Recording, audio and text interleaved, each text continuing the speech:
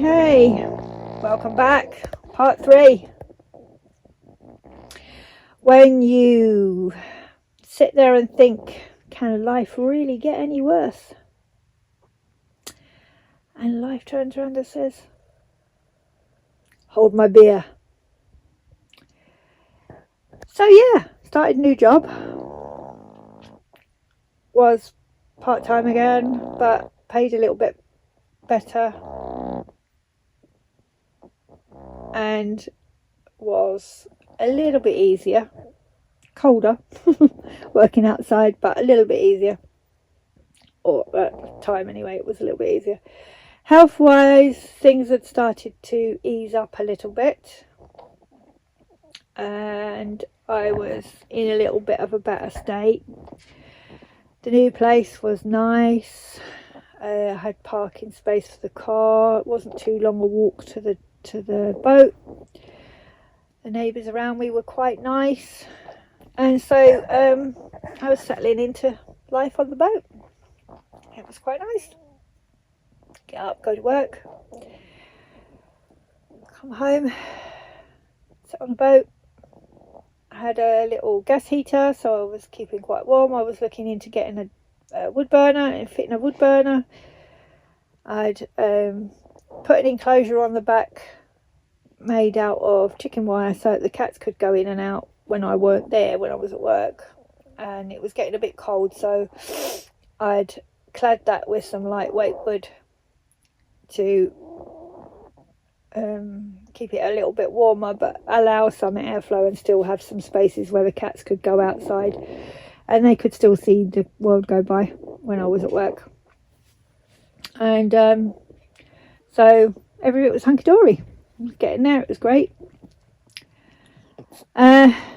Until one day, on the 29th of November 2024, I had a long day ahead of me that day. And I was originally planning on leaving Dory behind on the boat because it was such a long day and I didn't want to be sat in the car all day and, just, it was going to be a long day. I'm going to leave at 5 a.m. and I probably wasn't going to be getting back till 9 o'clock at night. But she woke up and she decided she wanted to come with me. So I took her with me. And I am so glad I took her with me. Because it started off as quite good. I left the boat. The boat was okay. Said goodbye to the cats. Got in the car. Went to work. Worked all day. Came home at 9 o'clock at night. And my world fell apart.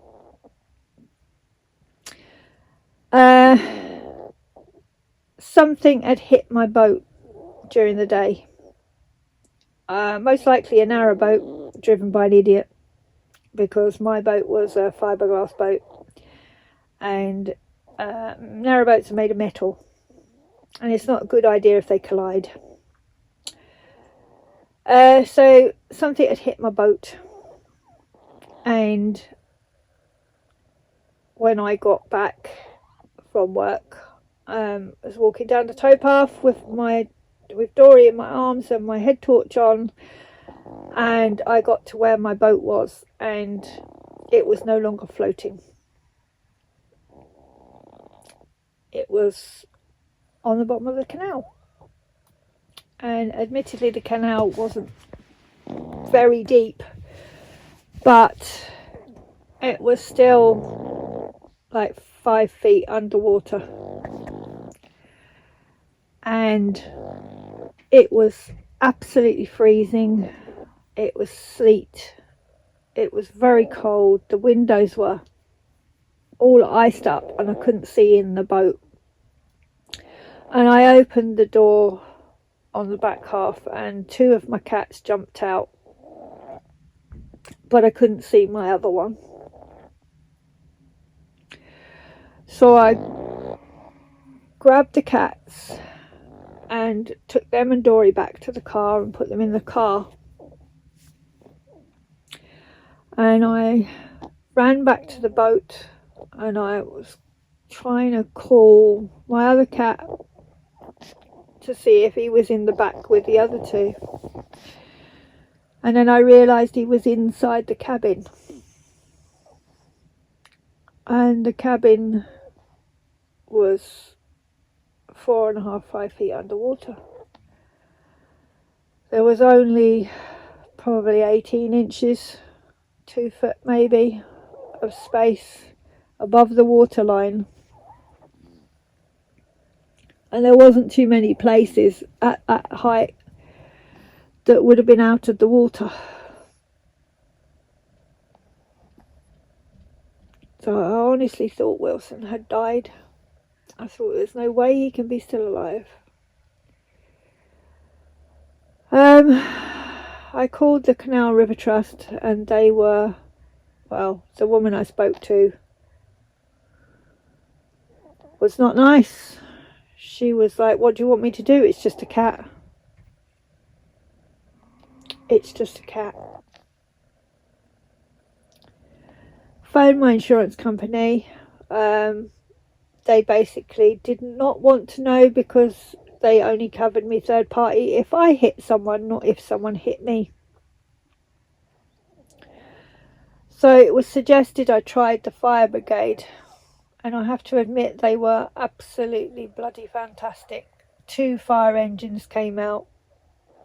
They came down, and 2 firemen went in the boat, and they managed to rescue my cat. He was still alive, thank God.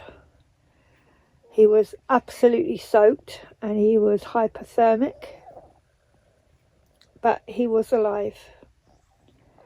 And I took him back to the car, wrapped him up in a jacket that I had in there and a spare jumper I had in the back of the car. But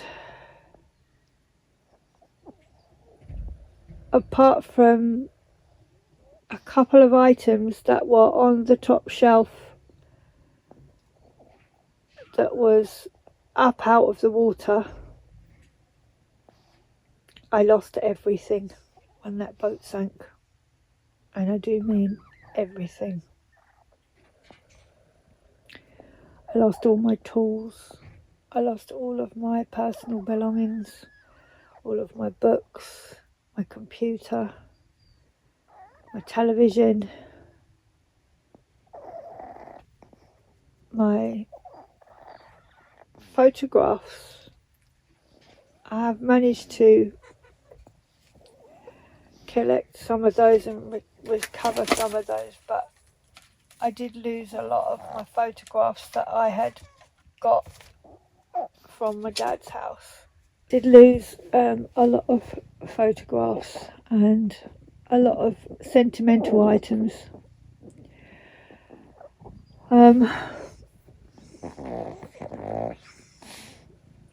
So I stayed with a friend for a few weeks, and then my boss at work offered me use of a static caravan at work until the new year, and I managed to find a static caravan to rent and moved in just before Christmas. Hello, baby. And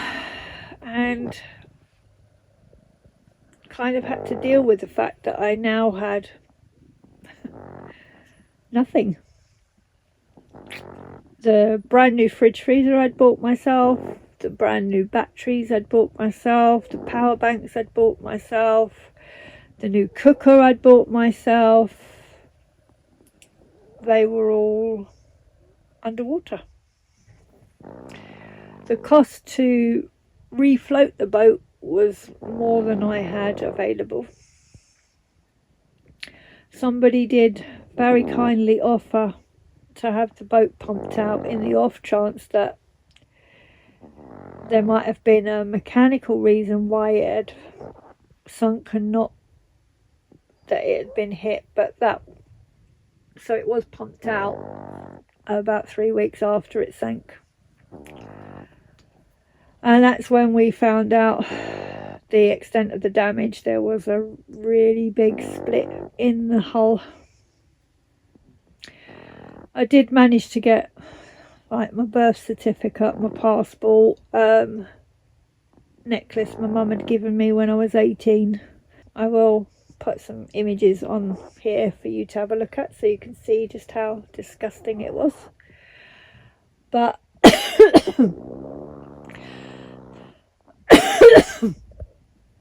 unfortunately, the boat sinking did trigger my PTSD,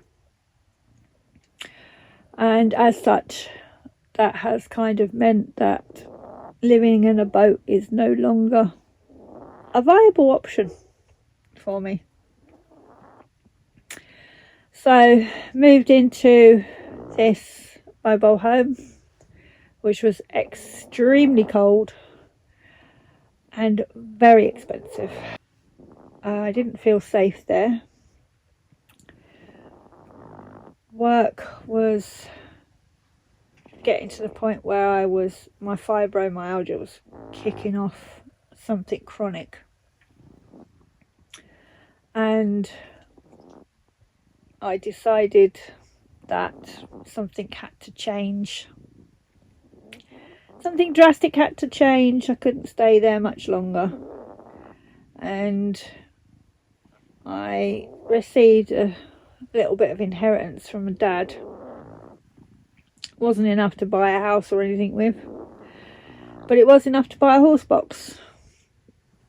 So I bought Jenny, and I have slowly been converting Jenny into my full-time house,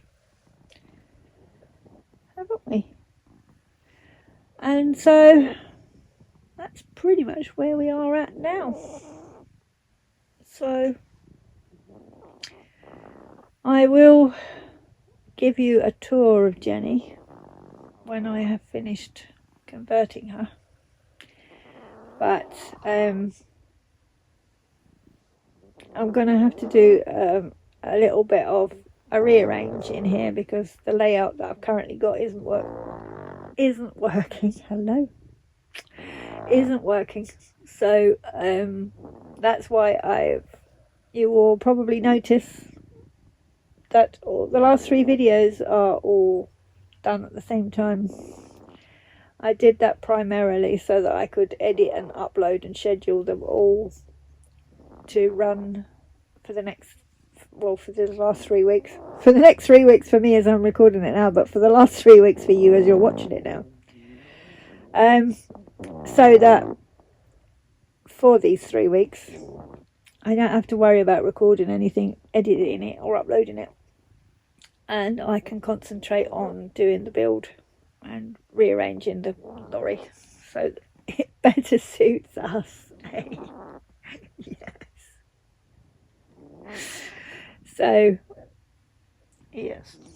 So, the next video will hopefully be a tour of my new home on wheels. Assuming that during the next 3 weeks, or for you during the last 3 weeks, I actually did manage to get off my arse and do the work. And that all depends if this one here lets me get up. Hey. So anyway, on that, I am going to love you and leave you. And hopefully you're all up to date now. Hopefully I've not bored anyone to tears. And hopefully you'll all be here next week and we will see the new layout of my lorry. Yes. So I'm going to say goodbye now. And I'm going to sit here and snuggle this one for a little bit longer before I start editing. And I'll see you all soon.